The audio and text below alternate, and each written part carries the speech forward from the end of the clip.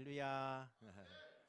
여러분 주일날 아침에 또 이렇게 교회에 나와 함께 할 수 있는 은혜 주신 거 너무나 감사를 드립니다. 점점 날씨가 이제 좀 추워져 가는 그런 시간들입니다. 여러분 건강 조심하시고 날마다 하나님이 주시는 힘으로 살아가시는 여러분 되시길 축원합니다.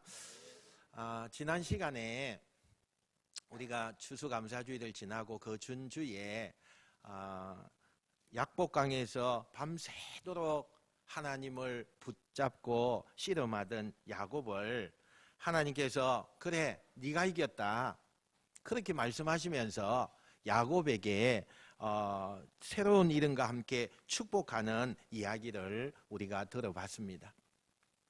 이때부터 야곱은 정말로 하나님을 만난 사람답게 하나님을 믿는 사람답게 새로워지고 또 마음도 새로워지는 그런 시간이 되었습니다.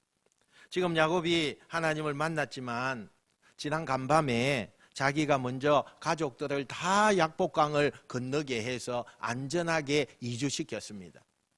그런데 가만히 생각해 보니까 그 가족들이 약복강을 건너서 정말 무사하게 잘 있는지 궁금하기도 합니다.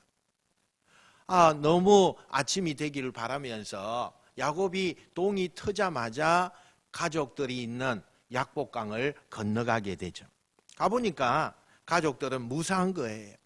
그래서 안도의 한숨을 쉬면서 그렇게 막 있는 순간에 저쪽에서 어떤 무리가 그냥 세차게 그렇게 달려오는 거예요. 우당탕탕 이런 소리가 들려오는데 이게 무슨 소린가? 그래서 야곱이 눈을 들어서 보니까 한 무리가 자기들을 죽일 것 같은 그런 우당탕탕 하는 소리를 하면서 달려오고 있는 거예요. 근데 맨 앞줄에 보니까 낯이 익은 얼굴이 보입니다. 가만히 보니까 자기 형 에서였어요. 이 에서가 군인 400명을 이끌고 야곱이 있는 쪽으로 지금 달려오고 있는 거예요. 직감적으로 큰일 났다. 밤새도록 하나님의 약속을 자기가 받았지만 하나님을 만나고 하나님 앞에 내가 은총을 입었다고 생각은 했지만 야곱은 현실적인 문제 앞에서 두려운 마음이 막 생기는 거예요. 그래서 어떻게 해요? 가족들을 정렬시키기 시작해요. 맨 앞줄에다가는 여종과 그의 자식들을 앞에다가 세워요. 그리고 그 다음에는 에서와 에서의 몸에서 태어난 자식들을 그 뒤에다가 세워요. 그리고는 맨 마지막에는 라헬과 요셉을 그곳에다가 정렬시키는 거예요. 이렇게 가족들 정렬한 이유가 뭘까요?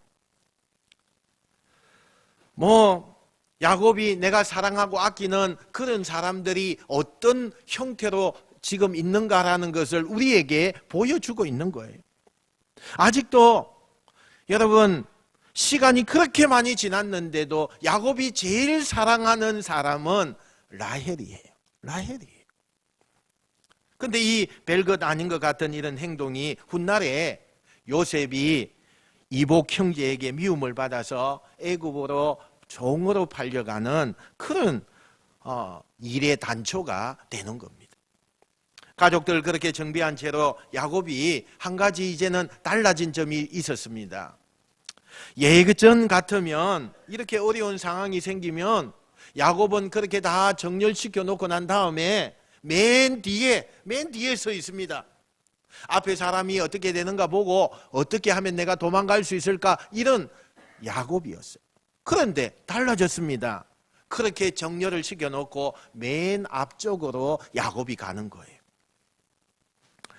그리고는 형을 만나는 순간에 야곱은 마치 신하가 왕을 만나서 인사하는 것처럼 이마와 코가 땅에 닿을 정도로 큰 절을 7번 합니다. 형님의 아우가 형님께 문안을 올립니다. 그러면서 절을 해요. 또 일어나서 절을 하면서 형님 못난 아우가 형님께 인사합니다. 또 일어나서는 형님은 저에게 왕 같은 분이고 저는 형님께 비하면 종 같은 존재입니다. 그러면서 또 인사하는 거예요. 이렇게 7번을 인사하는 거예요.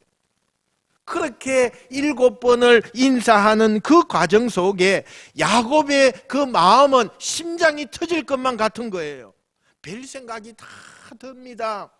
20년 전에 자기가 속였다는 이유 때문에 분노해서 지금 자기를 죽이려고 했던 그 남성적인 기질, 분노를 참지 못해서 혈기왕성했던 형의 모습, 그리고 지금 군인 400명을 데리고 와서 나를 죽이겠다고 지금 이렇게 하는 그 행동을 보면서 형이 내가 이 절이 다 맞춰지면 나를 죽이지 않을까?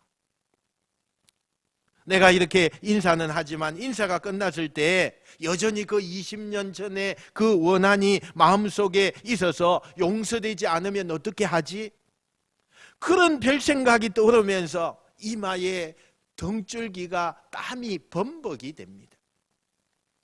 근데 그 불안한 가운데 야곱의 인사가 7번 다 끝나게 돼요. 끝났는데 마지막 절을 딱 하고 나니까 에서의 마음이 달라진 것을 보게 돼. 자, 오늘 4절 말씀 한번 읽어봅시다. 시작. 에서가 달려와서 그를 맞이하여 안고 목을 어긋맞추어 그와 입 맞추고 서로 우니라. 아멘. 아멘. 형 에서가 말에서 뛰어내리더니 한 걸음에 달려와서 야곱을 부둥켜 안고 막 야곱과 함께 우는 거예요. 내 동생 아우 야곱아, 잘 왔다. 얼마나 그동안 고생이 많았냐. 그러면서 형이 우는 거예요. 여러분, 우리가 알던 에서는 지난 20년 동안에 이를 갈고 있는 그런 형이었습니다.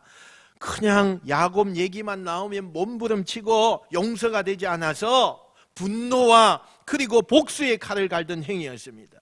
그 야곱이 온다는 소식의 이야기를 듣고 나서 지금 군인 400명을 이끌고 야곱을 죽이겠다고 지금 달려오고 있는 그런 형이었습니다. 그런데 이랬던 에서가 한순간에 달라진 거예요.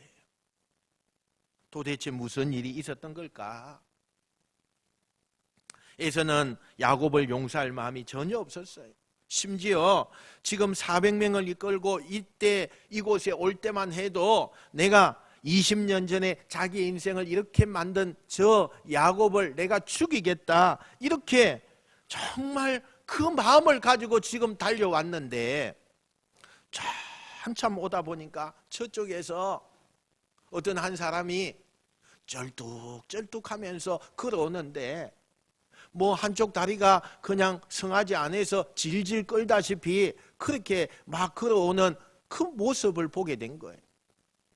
그런데 얼굴은 어떻게 그렇게 뭐에 싸웠는지 맞았는지 얼굴에 그냥 피투성, 먼지투성, 온 머리에는 그냥 먼지가 뿌옇게 그렇게 있는 한 사람이 쩔뚝쩔뚝하면서 오는 거예요. 한눈에 봐도 꾀죄죄하게 노숙자 같은 거예요. 누굴까? 자세히 이렇게 봤더니 자기 동생 야곱인 거예요. 성하지 않는 몸을 가지고 자기 앞에 나와서 그 몸으로 7번이나 힘겹게 절하는 그 모습을 보면서 자기도 모르게 그 동생을 향한 측은한 마음이 드는 거예요. 한 번 절할 때마다 측은하고 그 동생에 대한 그리운 마음이 나도 모르게 점점 커가는 거예요. 내가 이러려고 야곱을 만난 것이 아닌데 왜 자꾸 내 마음이 이렇게 약해지고 왜 자꾸 내가 야곱에 대해서 이런 측은한 마음이 생길까? 이런 감정이 왜 나에게 생길까? 애써서 머리로는 부인하려고 하지만 요동치는 감정은 이걸 막을 수가 없는 거예요. 결국은 머리로는 용서가 되지 않는데 가슴으로는 그 혈육에 대한 야곱에 대한 측은한 그 마음이 용서선 치게 되면서 머리의 싸움과 가슴의 싸움에서 가슴이 이긴 거예요. 그래서 뛰어가서 눈물로 야곱을 안으면서 울기 시작했다는 거예요.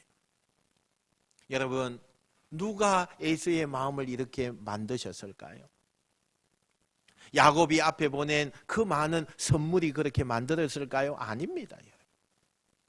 야곱이 하나님 앞에 하나님 나 좀 살려주세요 하면서 울면서 간절히 기도했을 때 하나님께서 그 에서의 마음까지도 간섭하시고 인도해 주셨다는 사실이에요.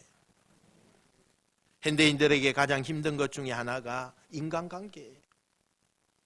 우리는 과거보다는 훨씬 더 인간관계가 복잡해졌어요. 그래서 소송도 많고요, 싸움도 많고, 미워하는 사람들도 많고요, 다툼이 얼마나 많은지 불필요한 오해가 생겨서 그 사람을 미워하게 되고요, 얼마나 그런 관계들이 많은지 몰라요. 그게 가족일 수도 있고 친구일 수도 있고 또 어떻게 내 동료나 심지어는 교인일 수도 있는데, 나와의 관계 속에 정오와 미움과 용서가 되지 않는, 내 뜻과는 상관없이 서로가 너무 불편한 이 에서와 야곱의 관계 같은 이런 관계를 가지고 있는 세상이 지금 우리가 살고 있는 이 세상인 거예요.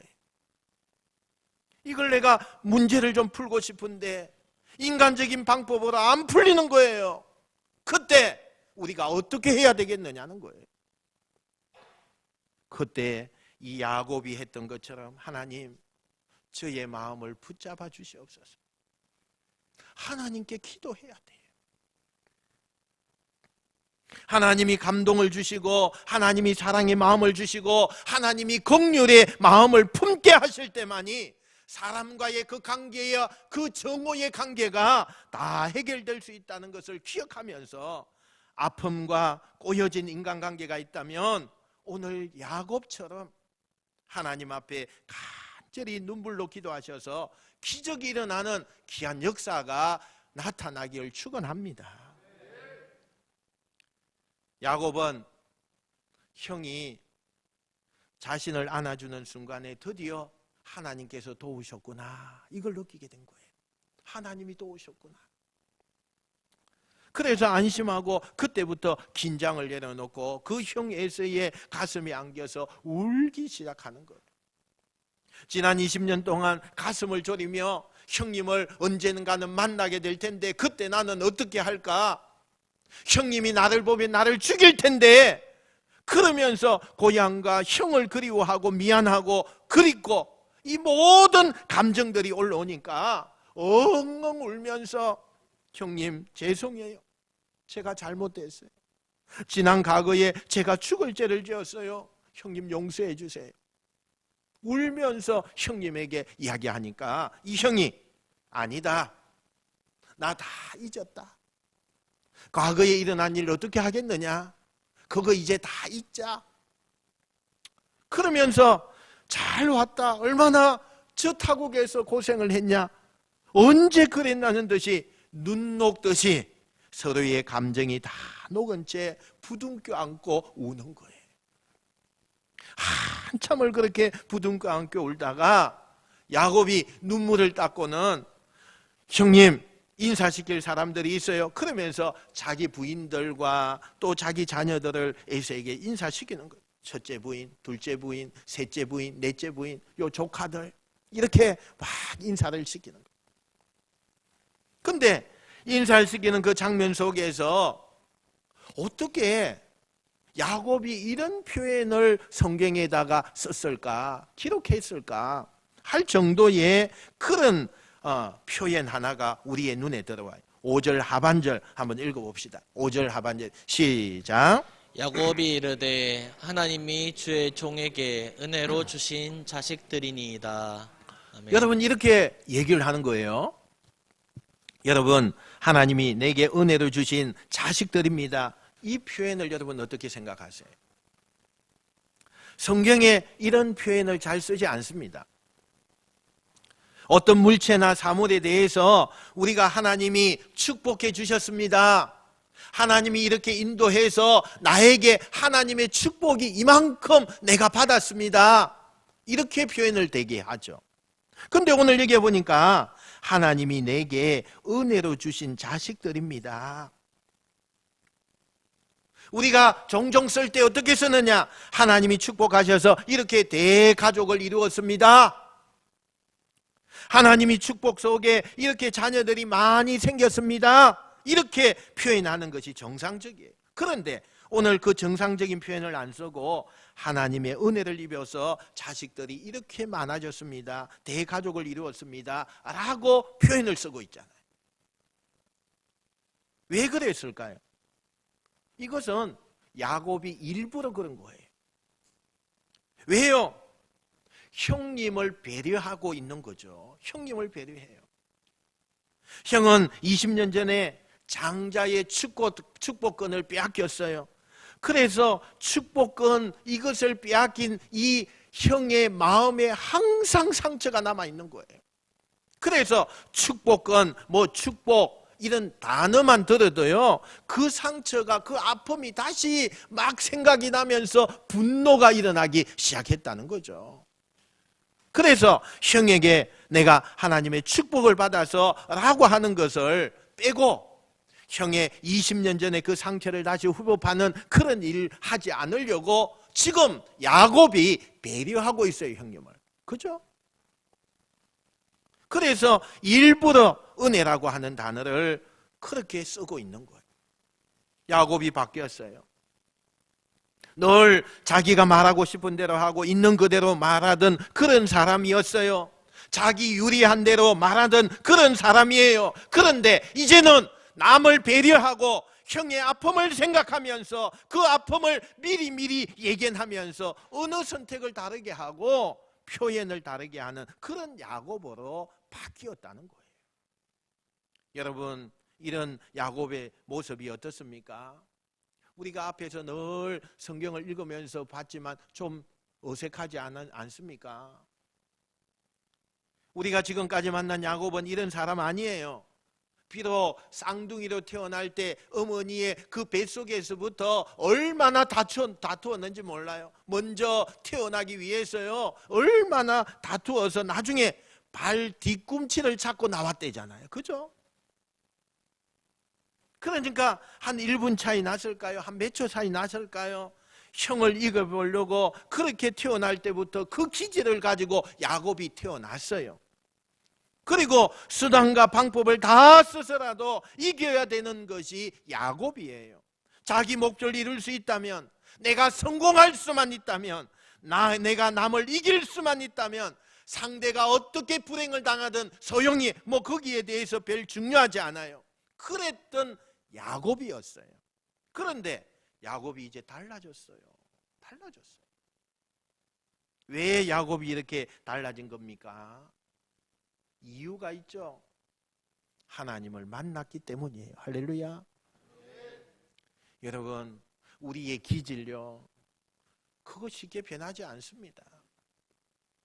내가 가지고 있는 성격 참 쉽게 변하지 않아요. 감추어질 수는 있어요. 근데 그게요, 나타나요.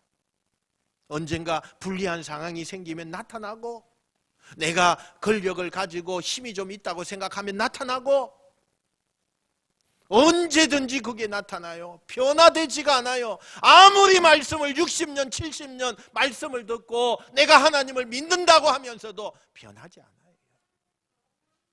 근데 오늘 야곱은요, 변했어요. 여러분, 이 말은 어떤 겁니까? 하나님을 만나야 된다는 거예요. 인격적으로 하나님을 만났을 때에 여러분 달라질 수가 있습니다. 그가 공부해서 달라졌습니까? 아닙니다. 하나님을 인격적으로 만났기 때문에 그 전에 야곱이 아니라 지금 하나님을 만난 사람답게 생활하고 행동이 되어진다는 사실이에요. 나 같은 사람, 나 같은 사기꾼이 평생 죽어 마땅하고 용서받지 못한 나 같은 사람을 하나님이 버리지 않고 끝까지 사랑해 주시고 늘 내 편이 되어 주시는 하나님, 그 하나님을 야곱이 만난 거예요. 옛날처럼 내가 갖고 싶은 거, 이기고 싶은 거 경쟁해서 싸워서 내가 남의 불행은 생각하지 않고 나만 행복해지면 되지라고 생각했던 그 모든 것을 내려놓고 이제는 상대를 배려하게 되고 상대편을 먼저 생각하게 되고 내가 이렇게 행했을 때에 저 사람은 어떤 모습을 가질 수 있을까 생각하는 그런 야곱으로 바뀌어졌다는 거예요. 여러분, 예수 믿는 사람답게 산다는 게 어떤 걸까요? 바로 이거예요. 세상에 나가서 하나님을 믿는 증거가 뭐냐?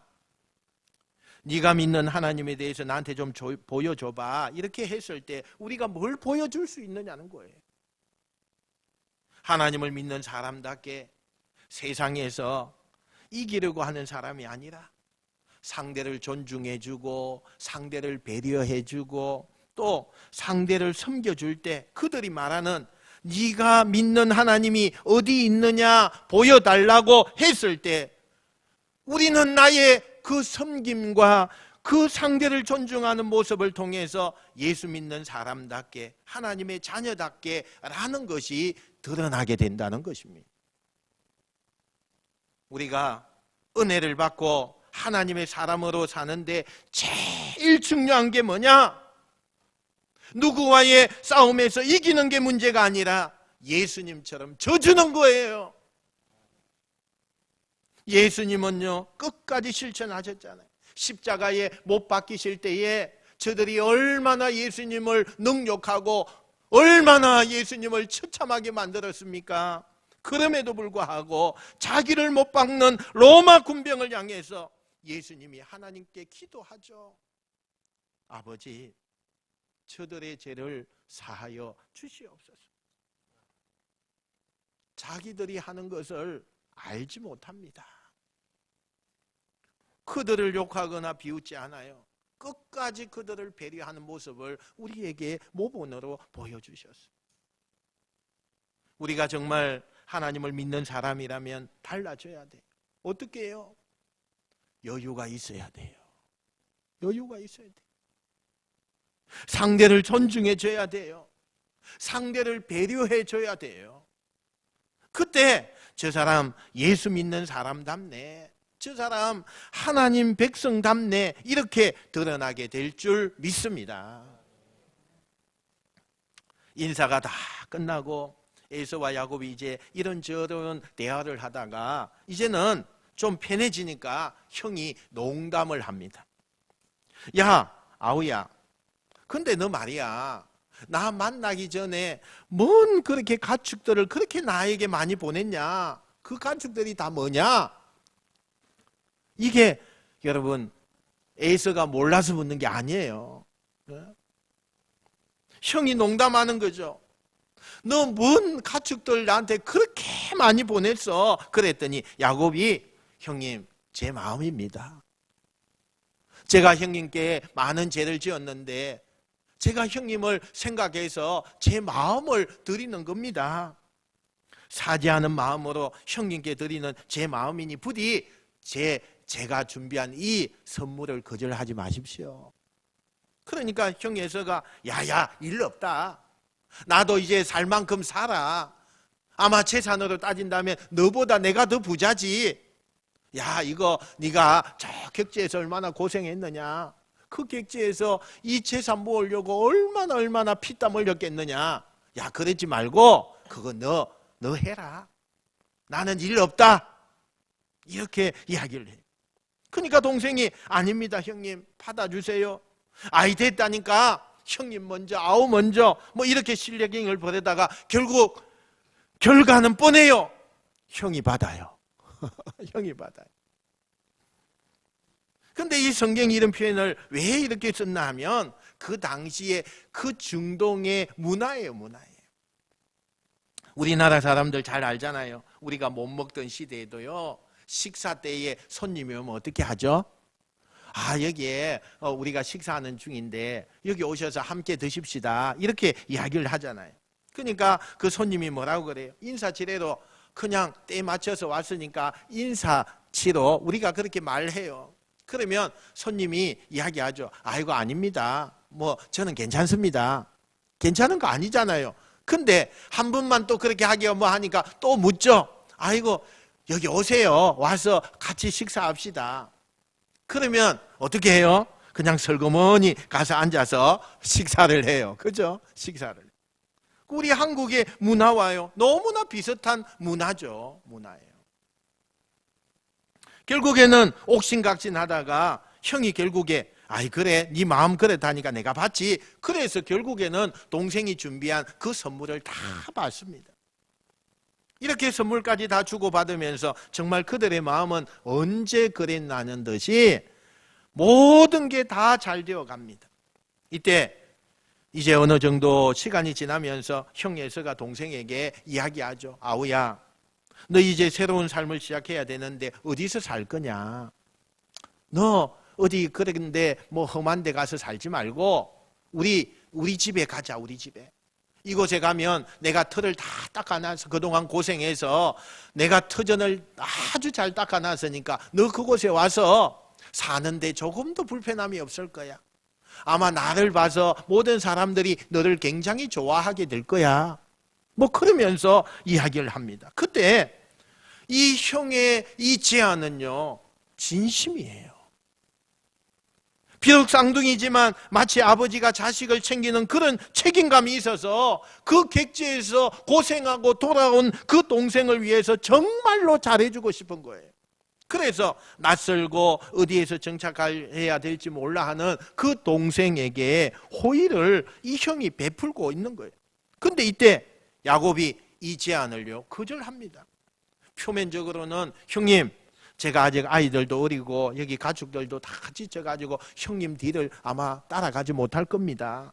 제가 천천히 생각해보고 제가 나중에 혹시 필요하면 형님께 도움을 요청하겠습니다. 그러니 형님 제가 하고 싶은 대로 하게 해주세요. 호의만 받겠습니다. 그리고 거절을 합니다. 그랬더니 형이 이번에는 그래? 그러면 너 위험하니까 여기 내 군인들이 많으니까 경호원을 좀 붙여줄 테니까 이 사람들 도움을 받아서 너가 가고 싶은 곳에 그렇게 가도록 해. 이 사람들 도움을 좀 받아라. 뭐 그러면서 그것도 이야기하지만 역시 야곱은 정중하게 거절을 합니다. 왜 야곱은 세상적으로 형이 닦아놓은 곳에 가면 너무나 편안하고 아이들도 잘 키울 수 있고 그곳의 생활들이 너무나 윤택하고 너무나 좋을 텐데 왜 거절했을까? 또 형이 진심으로 제안하는 걸 그렇게 거절할 필요가 있었을까? 우리 오늘 31장 3절 말씀 한번 읽어보겠습니다. 31장 3 시작. 여호와께서 야곱에게 이르시되 내 조상의 땅 내 족속에게로 돌아가라. 내가 너와 함께 있으리라 하신지라. 아멘. 야곱이 형의 제안을 거절하는 이유가 하나님께서 야곱에게 네가 가야 될 목적지를 정해 주셨다는 거예요. 그게 어디예요? 약속의 땅 가나안인 땅이에요. 이미 하나님께서 야곱에게 네가 가야 될 곳은 여기다라고 약속으로 분명하게 말씀하시고 정해 주신 거예요. 에돔 땅은 넓은 길이에요. 성공이 보장돼요. 편하게 살 수 있어요. 너무나 살기 좋아요. 사업도 좋고 자식 키우는 데도 좋고 뭐 거칠 것이 하나도 없어요. 형을 언덕 삼아서 형을 비벼서 살면 굉장히 부자가 될 수 있고 그곳 생활이 너무너무 편안하고 윤택할 수가 있는 곳이에요. 그런데 야곱은 편한 길, 또 너무 넓은 길, 세상 길 놔두고 좁은 길, 어려운 길, 힘든 길, 그 뒤에 성경이 이렇게 정언하죠. 33장 16절, 17절 우리 읽어봅시다. 시작. 이날에 에서는 세일로 돌아가고 야곱은 숫곳에 이르러 자기를 위하여 집을 짓고 그의 가축을 위하여 우리간을 지었으므로 그 땅 이름을 숫곳이라 부르더라. 아멘. 아멘. 형이 말하는 게 얼마나 나한테 기회고 이 낯선 땅에서 편안하고 뭐 행복하고 돈 벌고 자식 키우기 좋은 기회라는 걸 야곱이 알아요. 압니다. 그런데 이걸 왜 거절합니까? 그리고 왜 그 어려운 길로 가기를 원합니까? 여러분, 이 두 사람의 이 선택이요, 이 두 사람의 운명을 갈라놓게 됩니다. 형은 자기가 살던 에돔으로 돌아갑니다. 그리고 야곱은 숫곳이라고 하는 곳에 임시로 진을 쳤다가 결국에는 나중에 하나님이 지시한 가나안 땅으로 가게 됩니다. 여러분, 이 선택이 뭘 말하느냐? 이날 이후로요, 에서라고 하는 이름은요, 역사 속에서 사라집니다. 그때는 에돔 땅이 살기 좋은 땅이고, 그때는 너무너무 넓고 편안하고 좋은 곳이었었다고 그렇게 생각을 했어요.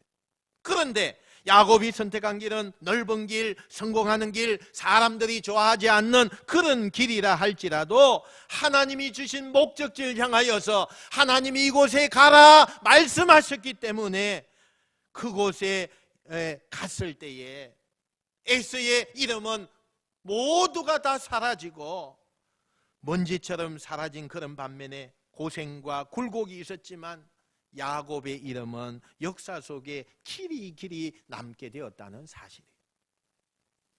오늘 제가 여러분에게 드리고 싶은 두 번째 메시지가 이거예요. 믿는 사람답게 살려면 뭐가 필요하냐? 어떤 상황 가운데서도 우리의 목적지를 향해서 가야 한다는 사실이에요. 할렐루야. 세상 사람들은 눈에 보이는 이 땅이 전부인 줄 압니다.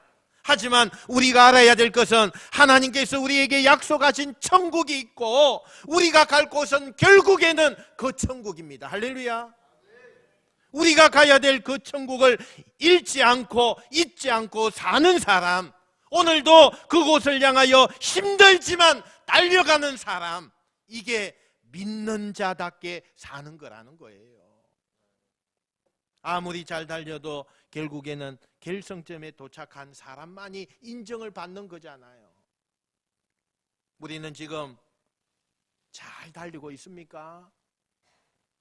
결승점을 향해 달리고 있는 내 모습을 여러분이 발견합니까? 아니면 세상에서 돌고 도는 인생의 길을 가고 있습니까? 하나님은 우리에게 목적하시고 하나님이 우리에게 주신 마지막 결승점은 천국인데 세상 사람들이 그 천국 길이 아니고 세상 길로 돌고 돈다고 해서 우리 역시 그 세상 사람들 따라서 돌고 도는 인생은 아닙니까? 사랑하는 성도 여러분, 지금도 왕실이 있는 나라에서는요, 왕자답게 공주답게 살아야 된다라고 이야기를 해요. 우리는 하나님 나라의 왕자예요. 공주입니다. 할렐루야. 여러분이요, 하나님이 부르신 그 왕자예요. 공주인 것입니다. 그러면 하나님 나라의 왕자와 공주답게 살아야죠. 그렇게 살아야죠. 어떻게 사과 한마디 안 받았다고 그걸 그냥 죽여 살려 그렇게 할 필요 없잖아요. 정말 그런 일들 정도는 내가 예수 믿는 사람답게 이해하고 관용하고 배려하고 넘어갈 줄 아는, 꼭 모든 것에 다 내 뜻대로 돼야 됩니까? 내 주장대로 그렇게 이겨야 됩니까? 여러분, 그게 맞는 겁니까? 내가 알면서도 져주고 맞춰주고 겸손해지는 사람, 이게 하나님의 자녀다운 거예요. 이 땅에서 편한 게 결국 행복한 게 아닙니다. 마지막에 하나님이 정해주신 목적지에 내가 도착했는지가 잘 살고 못 살고 판단이 되어지는 거예요. 우리가 사모하고 우리가 가야 할 곳은 천국입니다. 할렐루야. 천국을 향해서 가는 사람답게 사셔야 돼요. 한번 따라합시다. 믿는 자답게, 하나님 백성답게, 천국 시민답게. 아멘. 아멘. 여러분, 그래서 우리 모두가 달라진 야곱의 인생길처럼 저와 여러분의 그 삶에 야곱의 인생길이 펼쳐지는 아름답고 행복한 삶이 지금 이후로 여러분들에게 펼쳐지시기를 주님의 이름으로 축원드립니다. 축원드립니다.